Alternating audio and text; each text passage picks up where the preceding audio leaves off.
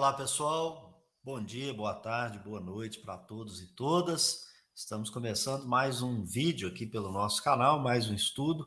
Hoje gravando Principiante Espírita, o que é o Espiritismo, capítulo 3, soluções de alguns problemas pela doutrina espírita. Nosso tema hoje é o ser humano depois da morte, após a morte, questão ou item 144 e seguintes, pedindo a vocês que, por favor, façam uma assinatura solidária apoiando o nosso trabalho, acompanhando-nos nas redes sociais, fazendo perguntas, sugestões, críticas, inclusive elogios, pelo fale conosco, @institutorevelario.org.br. Caso seja um assinante, é nesse canal que você faz as sugestões de temas. Tenho aqui ao meu lado Lauro Rodrigues, para a gente começar nessa manhã mais um estudo aqui sobre a obra O que é o Espiritismo. Bom dia, bem-vindo, Lauro Rodrigues.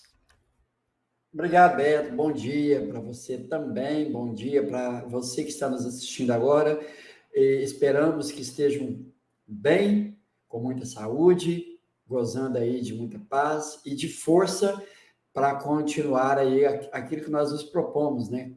Progredir como espíritos imortais. Então, contando com esses bons espíritos aí, agradecendo a eles por estar sempre ao nosso lado, inspirando-nos a melhor seguir e hoje, no dia de hoje, estudar essa obra, o que é o Espiritismo.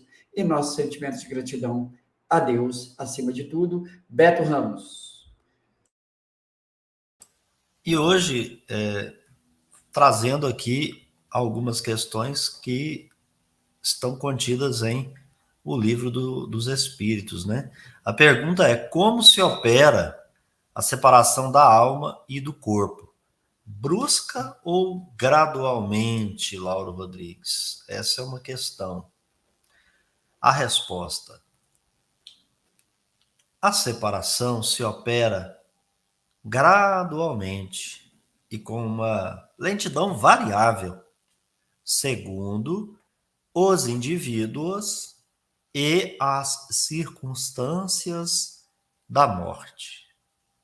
Os liames ou laços que unem a alma ao corpo só se rompem pouco a pouco, tanto menos rapidamente, quanto mais material e sensual tenha sido a vida. O Livro dos Espíritos, número 155. Laurim, e a gente aprende, né, que o perispírito se liga célula a célula com o organismo humano. Passo para você. É verdade, Beto. E aqui eu já quero começar, para variar, especulando. Laço, né? Quando fala que a alma se liga ao corpo físico por um laço, e aí e isso é uma figura, uma alegoria, ao meu modo de ver, né? Que né, um cordão seria a alma, ou o espírito encarnante, o reencarnante, com o pensamento, né, naquele corpo que está se formando. Então, quer dizer, ela vai se, à medida que o corpo vai se formando, o pensamento ligado àquele corpo, mais e mais aqueles fluidos que estão sendo dirigidos àquele corpo pelo pensamento, vai se ligando, né, ao corpo que está se formando. Bom, e agora, após a morte? O processo agora é o contrário. Então, agora, a alma que viveu mais para a matéria, aí ele usa aqui mais material e mais sensual, ela demora mais tirar o pensamento ou né, entender que a sua vida agora é uma vida de espírito, não mais de um ser humano.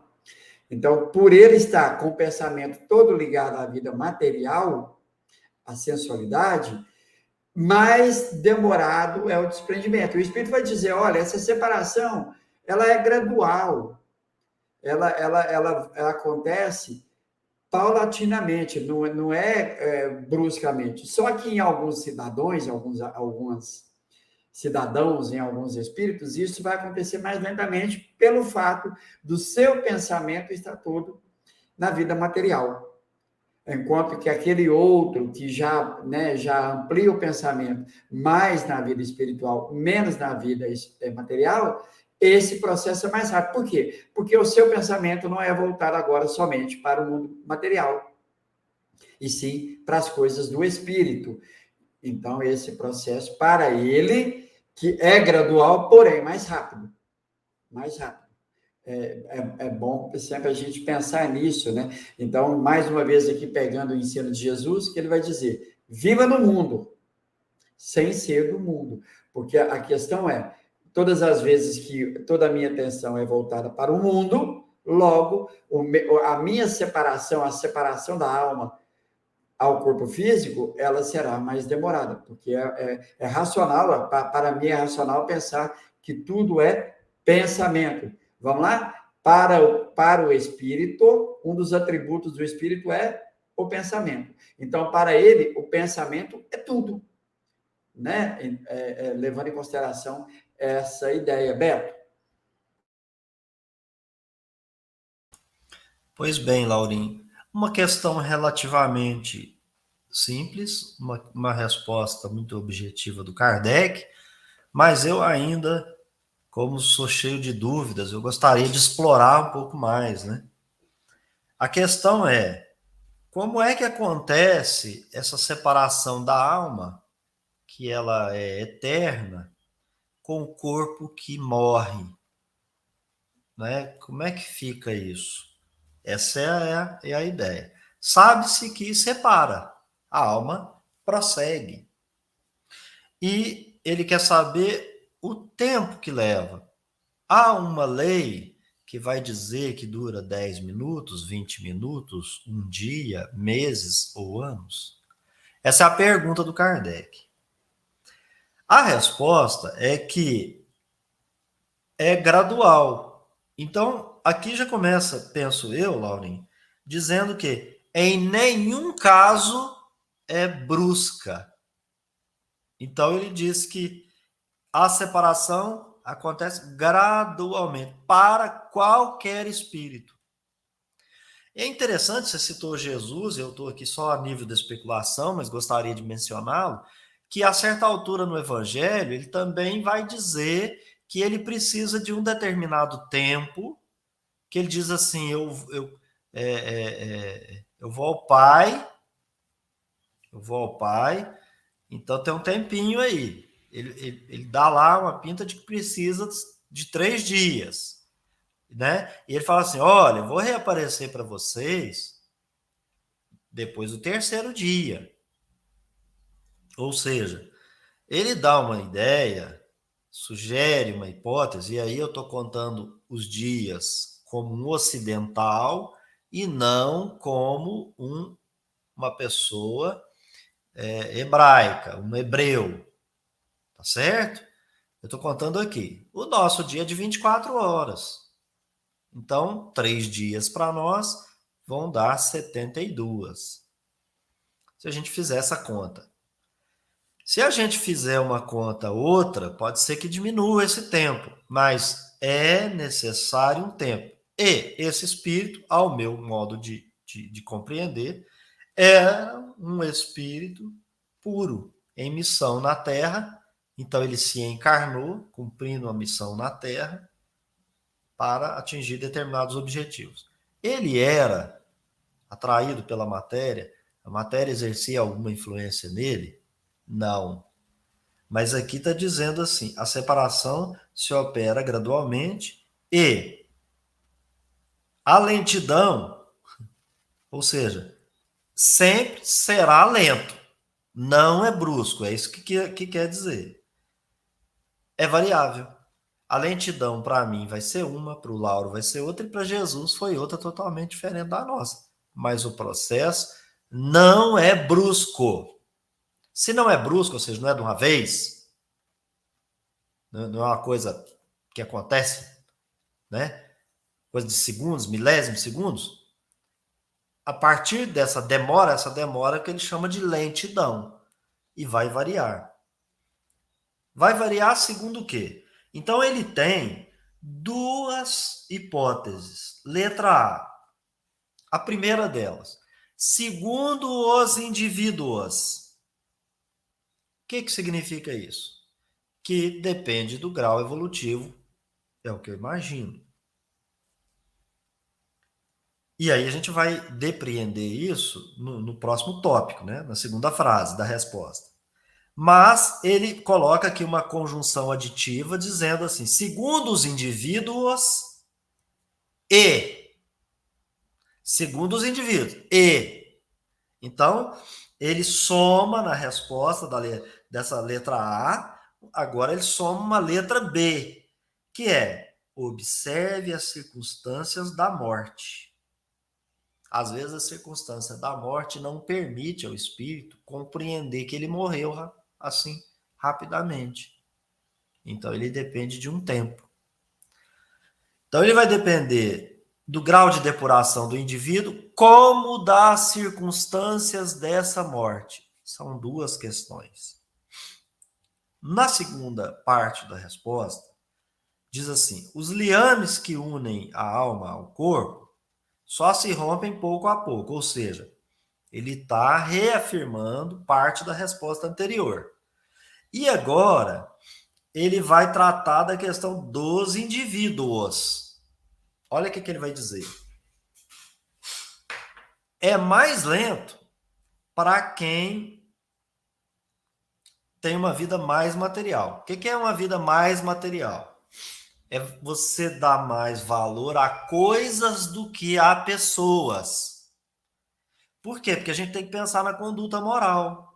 Tem que pensar que o dever moral, esse ato, é fazer o bem, para o bem, pelo bem dos outros, do universo, da natureza, sem qualquer interesse pessoal. Abstraiu do interesse pessoal, você está incluindo as outras pessoas, os outros indivíduos, claro, os outros demais espíritos. Então é lógico que você se espiritualizou mais, você colocou todas as coisas materiais num outro plano. Você precisa delas para sobreviver. Você tem a necessidade delas para manter seu corpo, mas elas não estão em primeiro plano. O seu primeiro plano é quando você coloca as pessoas como mais importantes, porque a gente vive em sociedade, há uma lei de sociedade, né? A gente aprende a igualdade, as diferenças, as variedades infinitas, né, dos nossos, não só aspectos físicos, mas o mental, a forma de se comportar e de se conduzir perante a sociedade, são diferentes. E a gente vem para aprender a conviver com os diferentes. Então ele está dizendo que quanto mais material, ou seja, você dá valor em quê? Qual o seu valor? Agora, eu posso dar valor demais a pessoas, porém, eu posso viver uma vida sensual. E aí, gente, inclusive no meio espírita, tem um problema, Laurim, que é ver essa frase e fala lá, é sexo. Não. Então vamos para o dicionário. O dicionário, ele vai trazer assim, sensual é uma palavra de dois gêneros. Eu estou usando o dicionário Oxford. Ele é uma palavra de dois gêneros. Então, quando eu digo assim, sensual, é relativo ao quê? Aos sentidos. E nós temos 5.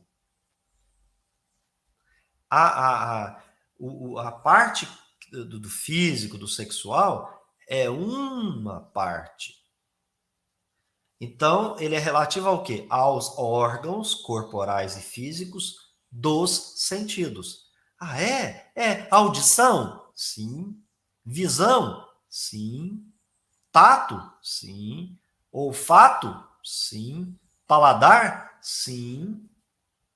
Então, caracteriza-se pela sensualidade, pela sensação e pelas questões da atração que esses 5 sentidos vai exercer para arrastar você para isso ou aquilo.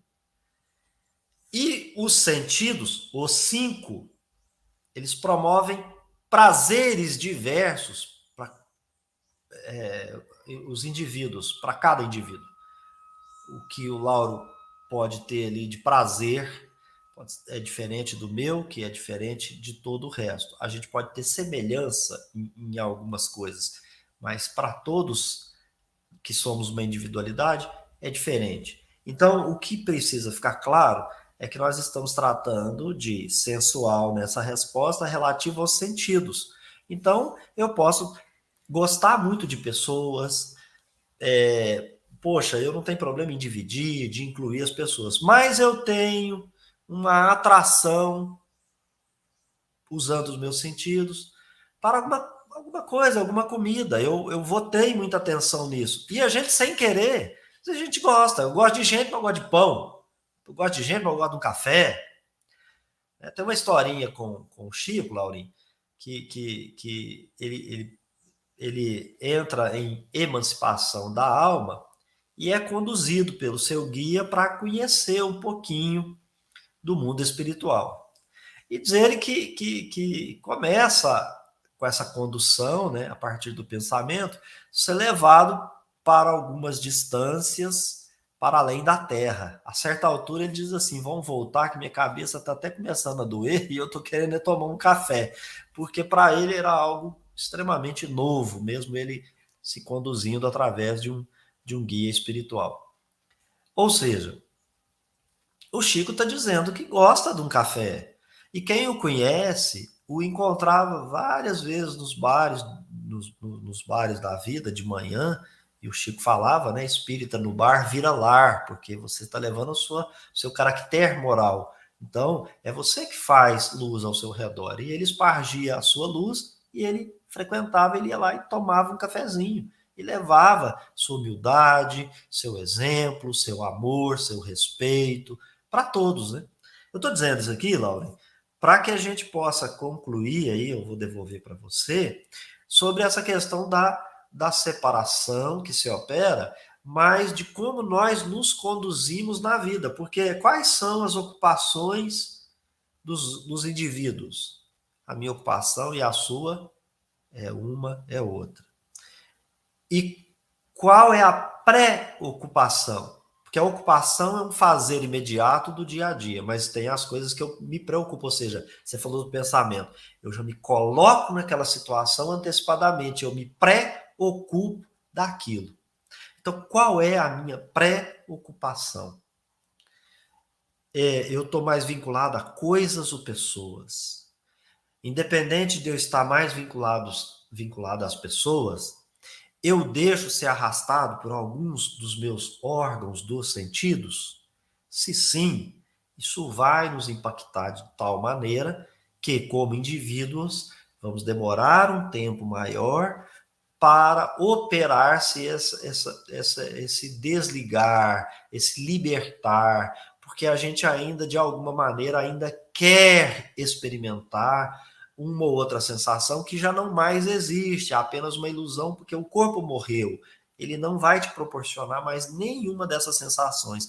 Não vai ter possibilidade dele digerir um alimento, dele te promover uma sensação sexual, uma música que você goste de ouvir, né? Que às vezes as pessoas, os sentidos, o que quer que seja, ou te proporcionar ver alguma coisa a partir daquele corpo, porque a sua visão, inclusive, vai ser ampliada quando você se dá conta da separação, ou seja, nós estamos falando de morte aqui, né? Porque a questão é essa, depois da morte.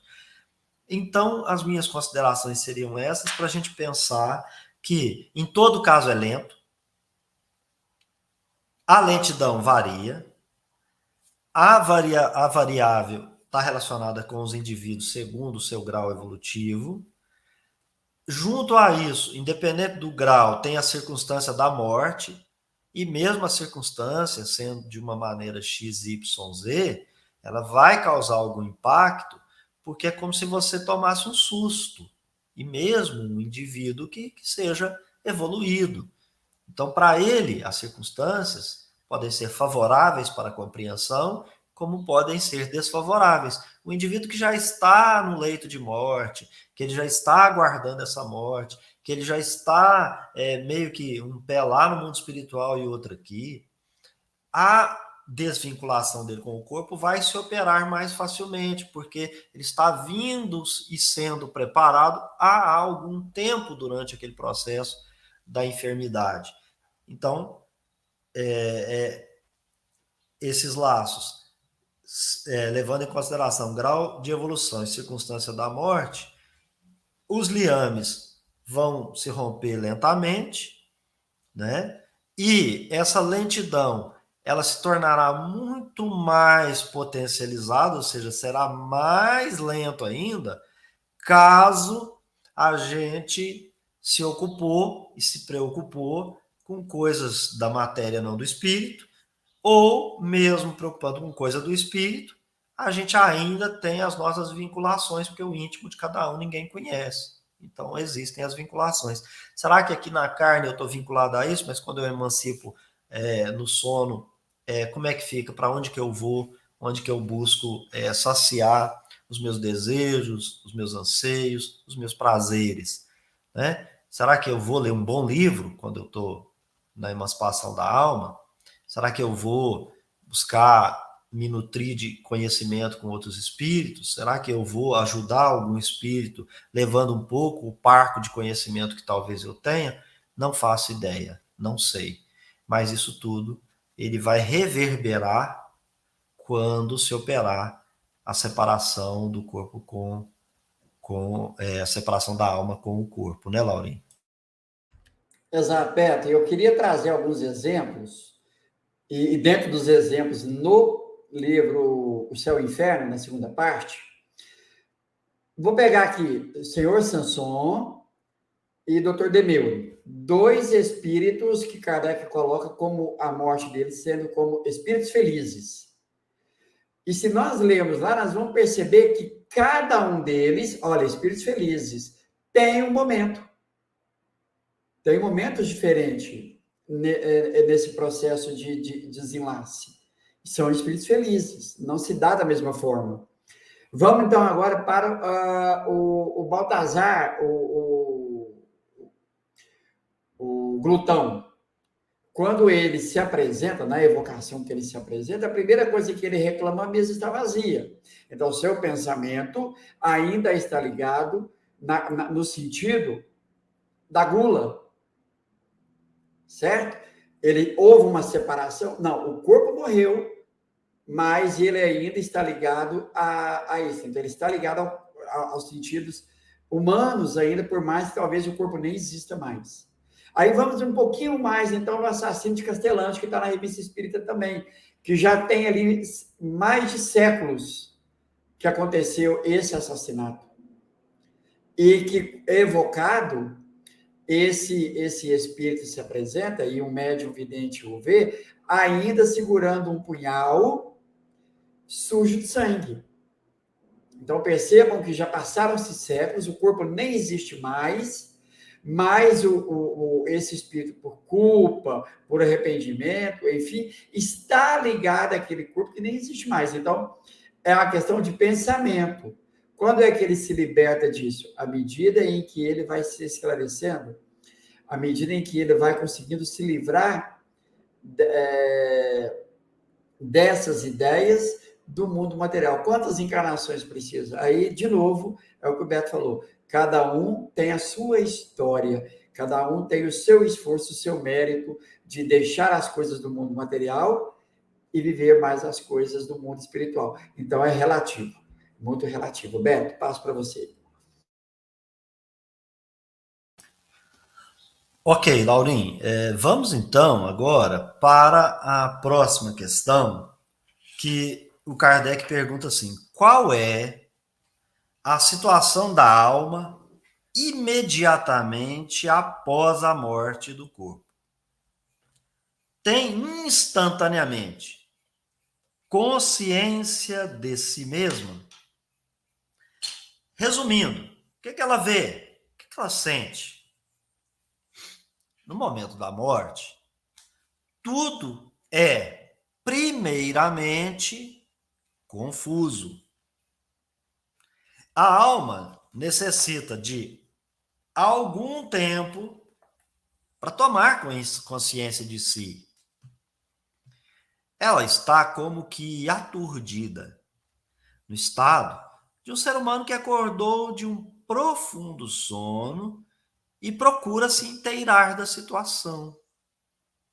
A lucidez das ideias e a memória do passado lhe voltam, à medida que se apaga a influência da matéria e se dissipa a espécie de bruma que lhe confunde os pensamentos.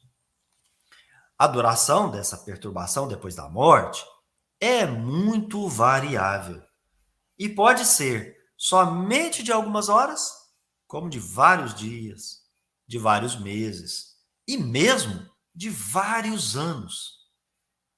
É menos longa naqueles que se identificam enquanto vivos com o seu estado futuro, pois compreendem imediatamente a nova situação. É tanto mais longa quanto mais material tenha sido a vida do ser humano. A sensação que a alma experimenta nesse momento é também muito variável. A perturbação depois da morte nada tem de penosa para o homem de bem. É calma em tudo, é semelhante a que acompanha um despertar tranquilo. Para aquele cuja consciência não está pura, que se ligou mais à vida corporal do que à espiritual, é cheia de ansiedade e angústia, que aumentam à medida que ele se reconhece, porque então é tomada pelo medo e uma espécie de terror em presença do que vê e, sobretudo, do que entrevê. A sensação que se poderia chamar de física é a de um grande alívio e de um imenso bem-estar. Sente-se como que liberta de um fardo e muito feliz por não sentir dores corporais que experimentava alguns instantes antes, por se sentir livre, desembaraçada e leve como alguém que acabassem de tirar pesadas correntes. Em sua nova situação, a alma vê e ouve o que via e ouvia antes da morte, mas vê e ouve mais coisas que escapam à grosseria dos órgãos corporais. Tem sensações e percepções desconhecidas por nós. Revista Espírita, de 1859, Morte de um Espírita. Idem, Revista Espírita, 1860, O Despertar de um Espírito. Também Revista Espírita, 1862, Ezequias, do Senhor Sanson. Nota ou observação. Essas respostas e todas aquelas que são relativas à situação da alma depois da morte ou durante a vida não são o resultado de uma teoria ou de um sistema, mas de estudos diretos feitos sobre milhares, repito, milhares de seres observados em todas as fases e em todos os períodos de sua existência espiritual. Desde o mais baixo até o mais alto grau da escala, segundo seus hábitos durante a vida terrestre, seu gênero de morte, etc. Disse muitas vezes ao falar da vida futura que não se sabe o que nela acontece, pois ninguém de lá volta. É um erro. São precisamente os que lá se encontram que nos vêm instruir. E Deus permite hoje, mais do que em nenhuma outra época, como última advertência à incredulidade e ao materialismo. Resposta longa, Laurindo? e eu quero te ouvir. Passo para você. Bom, como você vai dissecar, porque, como você disse, é muito longo, então tem muitas questões. A primeira o tempo. O tempo, então, é variável, e aí é chover no molhado, repetir. É quanto o espírito se dedicou às coisas do mundo, ou quanto ele se dedicou a viver aqui, né, como um ser humano, mas tendo em vista a vida espiritual. Ou seja, ele a abnegação. Ele passa por cima do seu personalismo para viver para o outro, né? Então, agir no bem para o bem de todos. Então, aí é um princípio fundamental. Fora da caridade não há salvação, né? Então, bom, quanto tempo vai levar isso? Olha, as ideias enquanto da alma, elas estão voltadas para as coisas do mundo, mesmo para essa alma que tem a sua atenção mais voltada para as coisas do espírito. Só que aqui ela precisa se relacionar com as coisas do mundo. Então, esse período de transição, de desenlace, ele é muito relativo porque vai da questão moral, da inteligência desenvolvida, do tempo que ela vai se reconhecer já no mundo espiritual, e esse processo cria uma certa confusão, dependendo da elevação da alma. A alma pouco elevada vai ficar muito confuso. É como você sair de um pesadelo, você acorda de um pesadelo, e é um pesadelo tão ruim que você passa aquele dia se ressentindo daquele pesadelo. Você não fica bem. Intimamente, tá mal. Leva um período de tempo para você se readaptar novamente a uma realidade, aquela realidade de que aquilo era um pesadelo. Para a alma, a coisa é bem isso. Se ela vive um pesadelo, ela precisa de um tempo para despertar desse pesadelo e depois as sensações que ela fica ali remoendo daquele pesadelo. As suas ideias estão ligadas ao mundo material. Então, de novo, voltando naquela menina que se tornou guia espiritual da família, ela mesma vai dizer que quando o pensamento dela volta nas coisas do mundo, ela se ressente daquilo. Então, veja, é um espírito que já tinha um grau de adiantamento, mas quando as suas ideias voltam para as sensações do mundo, logo ela se ressente. E aí a alma tem aí faculdades que nós desconhecemos. Aqui nós temos as nossas faculdades, são os 5 sentidos. Mas uma vez deixado o corpo e a alma, à medida que vai recobrando as suas faculdades, lembrando de vidas passadas, ela vai adquirindo sentidos que, segundo os espíritos, sentidos que a gente desconhece. Sentidos da alma que estão adormecidas, entorpecidas por causa do corpo físico. Então, primeira coisa é como o espírito recobra as suas faculdades de espírito. Olha, gente, nós vamos encontrar em algumas informações em obras dizendo que são outros espíritos que vêm, que te levam para determinado ambiente, lá você vai adquirir essa capacidade. Isso aqui tem que ser revisto. Não é um esforço da própria alma, do próprio espírito, que, de acordo com a sua elevação, ela vai tomando consciência das suas existências passadas, tomando consciência da sua faculdade de espírito, ouvindo aquilo que quer, sentindo aquilo que quer, de acordo com a sua elevação, né? Então, quanto mais elevada, mais essa capacidade. Quanto menos elevada, menos essa capacidade. Então, Beto, mas eu queria te ouvir aí. Fiz um resumo aqui, mas tem muita coisa para ser dito.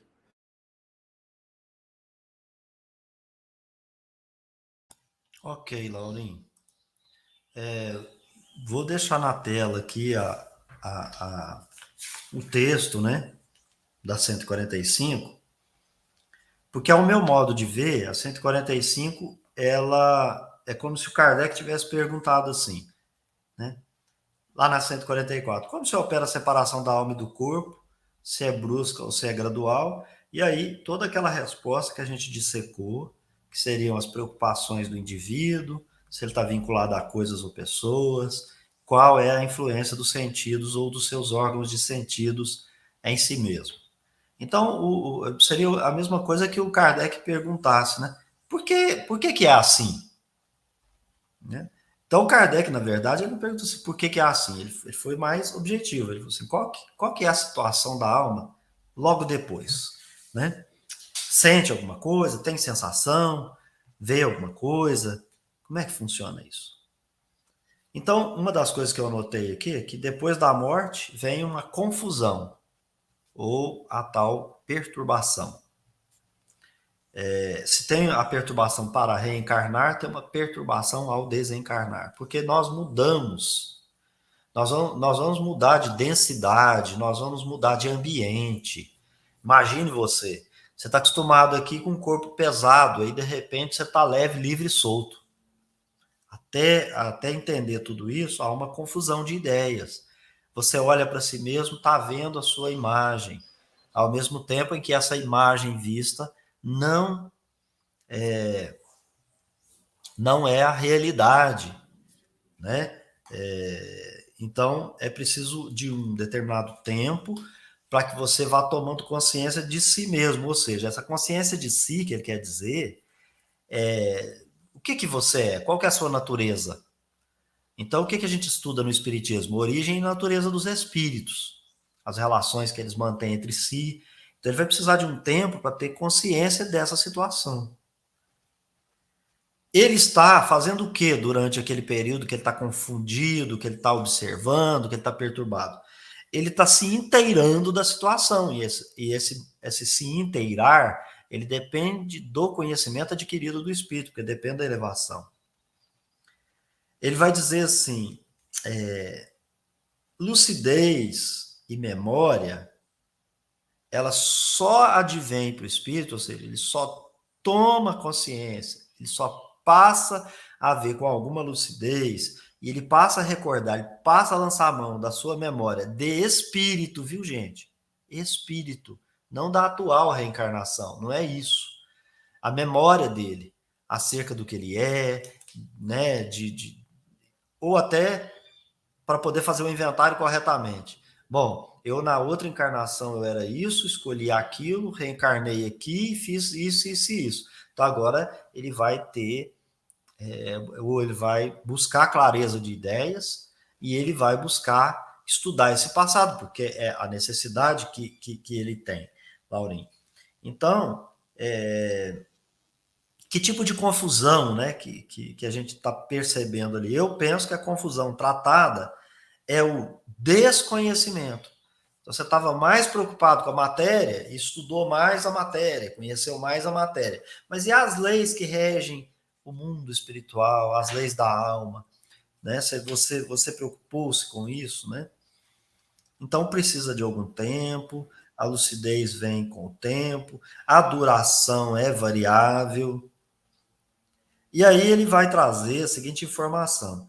Essa questão da duração da perturbação depois da morte, da ausência de lucidez, desse desconforto de não compreender o que está sentindo, o que é verdadeiro, o que é falso, isso ele vai dizer assim. E aí, gente, é preciso pensar naquela resposta da pergunta anterior, que aqui o Kardec prossegue e faz um desdobramento da resposta, porque ele diz assim: é mais longo naqueles que se identifica enquanto vivos, né, com a matéria, ao passo que é menos longa com os outros que já em vida se identificava com seu estado de espírito. Então, por mais que ele esteja perturbado, reconhecendo e tal, ele vai ter acesso ao conhecimento de que ele sempre tratou e trabalhou com a ideia de ser alma, de ser espírito. Isso vai facilitar, porque nossa origem e natureza é espiritual.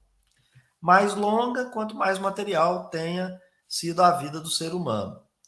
Então, aqui, a gente precisa pensar o seguinte: onde estão gravadas as leis morais? Na consciência. Dito isso, a sensação que a alma experimenta, ela varia. Varia segundo o grau de perfeição que você atingiu. Aquele que busca o caminho de se tornar um homem de bem, ele é calmo e ele está mais tranquilo. Tipo assim, bom, eu fiz tudo que eu podia, então eu deito no meu travesseiro e durmo tranquilo. Ao passo que aquele que não fez tudo que podia, ele acaba se cobrando, é uma expiação, vai prosseguir quando o espírito desencarna. Ele está dizendo que aquele cuja consciência não está pura, uma consciência não pura, ele fica angustiado, ele fica ansioso, e a gente percebe isso nos espíritos encarnados na Terra. Tem muitos que são ansiosos, que estão angustiados, né? E o que acontece? A angústia e a ansiedade, ela é decorrente do reconhecimento do seu estado de espírito, porque se a sua natureza e origem é espiritual, você não vai ficar muito tempo enganado, sendo influenciado. Mas aí vem o terror. Nossa, né? Eu já estou podendo ver tudo, então eu sou espírito, mas eu vivia vinculado à matéria, ao corpo, e até então isso vai causar muito medo, muita dúvida, né? Aí entra a questão, está vinculado mais à matéria, percebe que não era lá grande coisa, que não era um ser humano de bem, viu que sendo espírito fez coisa que não devia, começa a tomar pé disso fazendo o inventário. O que acontece?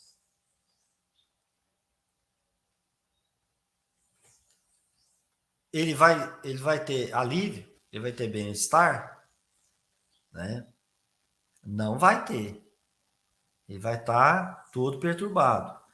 Ao passo que aquele que se reconhece espírito, ele vai sentir sensação de alívio e de um imenso bem-estar. E aí o Kardec, né, ele usa uma expressão aqui interessante, e o Paulo Henrique de Figueiredo detectou nas suas obras que se trataria de uma fisiologia da alma. Fisiologia da alma, né? Porque o Kardec diz assim, uma sensação que se poderia chamar de física. Então ele está dizendo aí, na nossa linguagem humana, de uma possível fisiologia da alma. Mas ele não está dizendo que é uma sensação física. Ele está dizendo o quê? De acordo com a fisiologia do espírito, né, ele vai sentir alívio e bem-estar, que é o que a gente moralmente sente em variadas situações quando encarnados aqui na Terra. Bom, reconhecer o que tá no mundo espiritual, o fardo que carregávamos, ele passa a não pesar mais. Há uma felicidade, porque liberto do corpo, o corpo não exerce aquela influência e, portanto, as dores físicas que são transmitidas ao espírito através do perispírito também não mais estão presentes, né? O Kardec diz assim, né? Você quando está encarnado é como se fosse um balão preso ao poste. Então o balão dá aqueles soquinhos, né? Quer voar, quer ir embora e tal, o vento toca para um lado, toca para o outro, mas ele está preso ali. No momento em que a alma se liberta, é como se tivesse tirado pesadas correntes, porque agora, segundo o seu grau evolutivo, ele vai poder ir e ser recebido noutras paragens que ele possa alcançar segundo o seu progresso, né? Nessa nova situação, ele já começa a perceber que os seus sentidos estão ampliados. E a gente até já estudou aqui, né, no Livro dos Espíritos, quando faço uma pergunta assim, ora, mas não seria natural que o espírito escolhesse provas muito menos penosas, em vez de ele escolher provas tão drásticas, tão brutas, tão sofridas? E os espíritos vão responder para ele assim, olha, você está fazendo um julgamento errado, porque como espírito livre da matéria, você tem uma ampliação da maneira de compreender o universo. E eu penso, Laurinho, que decorre também disso, porque os sentidos que para nós se apresentam no mundo físico, eles são ampliados, né? Aqueles que permanecem, que são da alma, eles são ampliados no mundo espiritual, né? Tem sensações e percepções desconhecidas por nós. Aqui eu fiz questão de enfatizar essa questão das sensações e percepções desconhecidas por nós, porque a gente quer levar para o mundo moral as percepções e as sensações do mundo físico. Então aqui o Kardec diz, olha, no mundo espiritual a fisiologia da alma é outra, as leis que regem o mundo espiritual são outras, as leis morais estão gravadas na consciência do espírito. O espírito, quando tomar consciência de si mesmo, né, ele vai ampliar a sua capacidade, porque ele passa a perceber isso, né, ele como espírito, isso é natural para ele, e ele vai acessar percepções e sensações que ele não havia acessado enquanto encarnado. Pode ser que, como espírito, em outras ocasiões, como errante, tenha até acessado. Mas aquelas que são desconhecidas. Por que desconhecidas por nós? Porque nós não as acessamos no mundo material. Como encarnados, a gente não tem esse acesso, porque não temos necessidade. A gente vai ter necessidade dessas percepções e sensações como espíritos, porque são leis distintas que vão nos auxiliar, né, ao progresso, à evolução também no estado errante. E aí, por final, né, Laura, aqui ele vai dizer que observou mais de 1000 situações. E aí você citou uma menina aqui da Revista Espírita, eu vou citar a Rainha de Oude, que está no Céu e Inferno, que também está lá nas revistas espíritas, que são espíritos que foram entrevistados. Tem também espírito arrependido, né?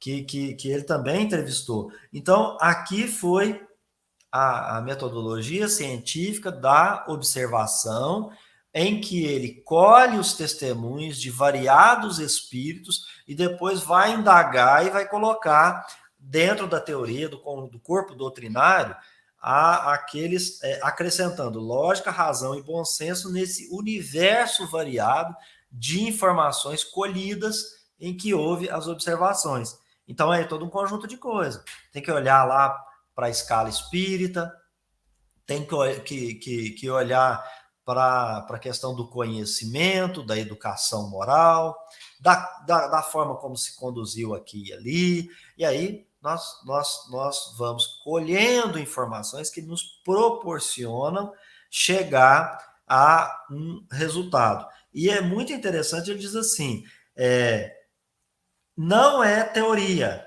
e nem é sistema, é fruto da observação, da coleta de variados testemunhos das variadas classes de espíritos que desencarnaram e vieram transmitir as suas informações.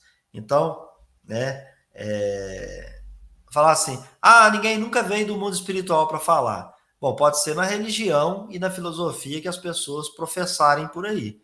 Na ciência filosófica espírita, aqui nós temos provas cabais da vida futura, de como ela se desenvolve, se desenrola no mundo espiritual após a morte. Lauro Rodrigues. Beto, muito bom, levando em conta que, né, por que a alma, o Kardec vai, assim, eu sinto, por que Kardec vai dizer que o que a alma experimenta, o espírito experimenta, é quase algo material?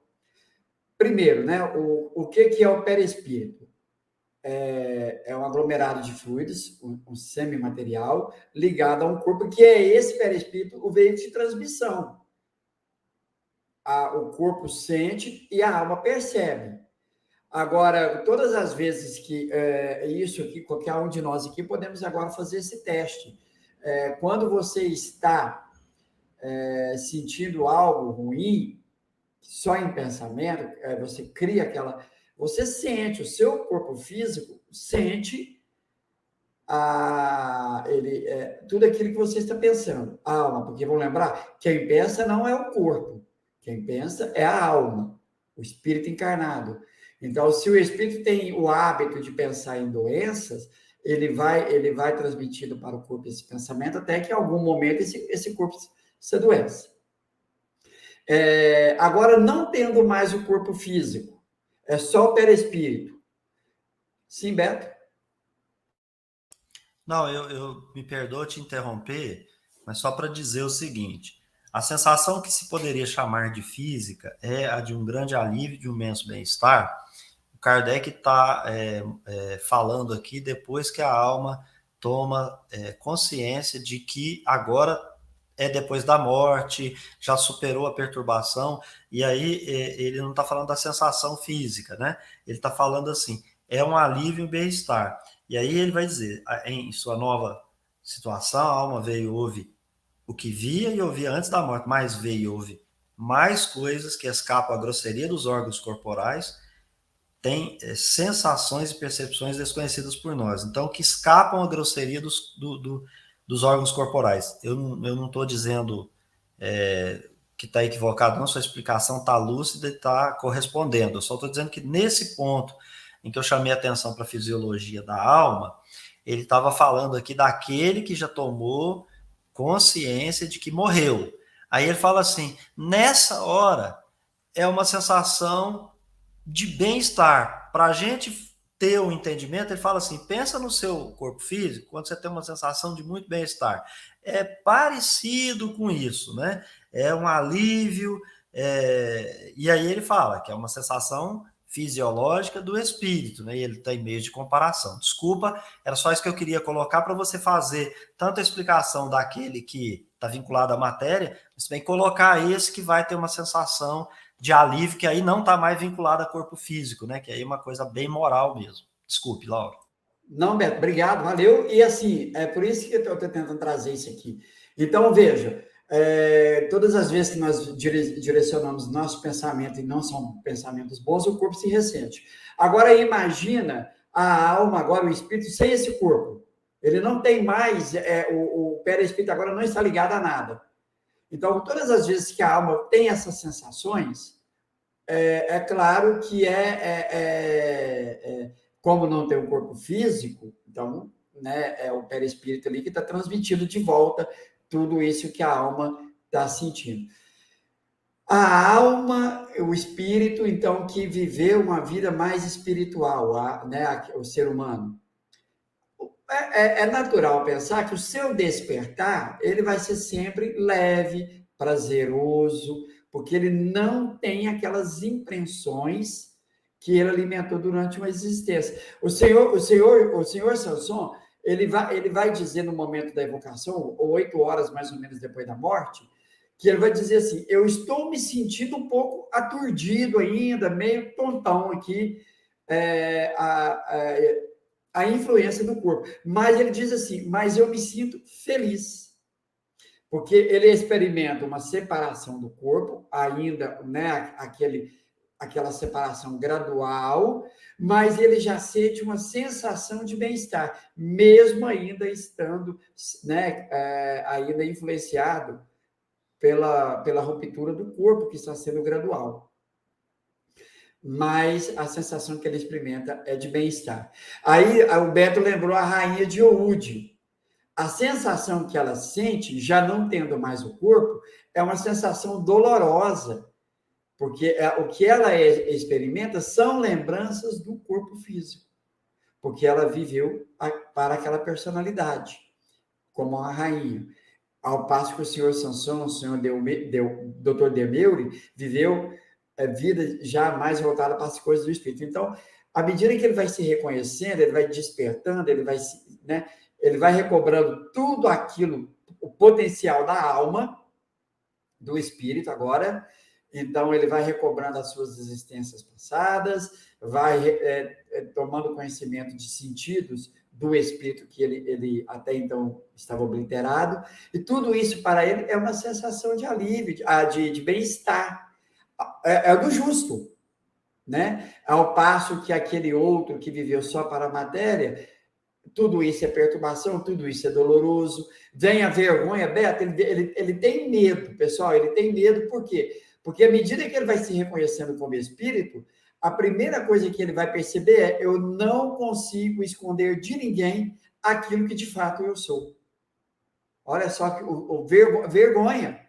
Ele não consegue, ele está estampado, né, que ele é um espírito inferior. Mas aí vem o orgulho e o egoísmo, ele prefere fazer de conta que isso não está acontecendo, e aí gera ainda mais confusão para ele, e nós vamos estudar isso no livro dos Espíritos, que quanto mais o espírito tenta se enganar, mais confuso ele fica. Para o justo, para aquele homem que viveu no bem, para ele é uma sensação de alívio, porque ele vai percorrer, por assim dizer, aonde ele pode ir, de cabeça erguida, entre aspas. Ele não tem que esconder nada. Então, é uma sensação de alívio, de bem-estar, né, de dignidade. Ao passo que o outro, né, ele vai sempre estar tentando se esconder, porque para ele é penoso, é vergonhoso, dá medo, ansiedade, frustração, gera tudo isso, coisas que aqui encarnado ele conseguia esconder, né? Mas desencarnado não. Beto, passo para você. Aurinho, então, vou devolver para a gente encerrar, e no próximo encontro a gente fala sobre a visão de Deus e a consciência da individualidade, né? Para a gente aí deixar o pessoal com gostinho de quero mais acerca desse estudo maravilhoso, dessa grandiosa obra, né? O Kardec tem uma magistralidade em fazer os seus resumos. Então, devolvo para você e encontro com todos e todas, agradecendo a Deus e os bons espíritos, no próximo vídeo. E lembrando, né, sempre que esse vídeo nosso vai ao ar às terças-feiras, ao meio-dia, e que sempre às terças-feiras é dose dupla, e temos então o estudo da obra O Céu e o Inferno, né? Então, passo para você e encontro vocês no próximo vídeo. Até. Obrigado, Beto. Eu que agradeço mais uma vez pela oportunidade de estar aqui gravando esse vídeo ao seu lado, aprendendo, né, com Kardec, ouvindo os seus argumentos, a sua compreensão, e tentando cada vez mais, né, nesse esforço de melhor compreender. Porque os Espíritos vão dizer, em O Livro dos Espíritos, que para aquele que já tem o conhecimento do Espiritismo, sobre a existência do perispírito, né, para ele se reconhecer no mundo espiritual é mais fácil, porque nós vimos aqui agora, aquele que ignora essa possibilidade, né, de se comunicar com o mundo espiritual, com os outros espíritos, tudo isso gera para esse que ignora tudo isso uma certa dificuldade de compreensão. Então, para ele, no mundo espiritual, tudo é confuso, porque até então ele ignorava tudo aquilo. E agora ele vive uma nova realidade, e essa realidade, até então, para ele, era desconhecida porque ele ignorava. Então, o Espiritismo é essa alavanca que nos proporciona melhor nos reconhecermos como espíritos e lidar com aquilo que a gente tem que trabalhar para se depurar com muito mais facilidade e se afastando de todas essas sensações materiais que a alma pode se ressentir o espírito pode se ressentir após a morte. Então, estudar é um meio de libertação. Então, quero agradecer a todos vocês, a você que está nos assistindo agora, aos bons espíritos, aqui ao Beto, aos bons espíritos, ao canal, e a Deus pela oportunidade de estar podendo buscar o conhecimento. Gratidão a todos, fiquem com Deus.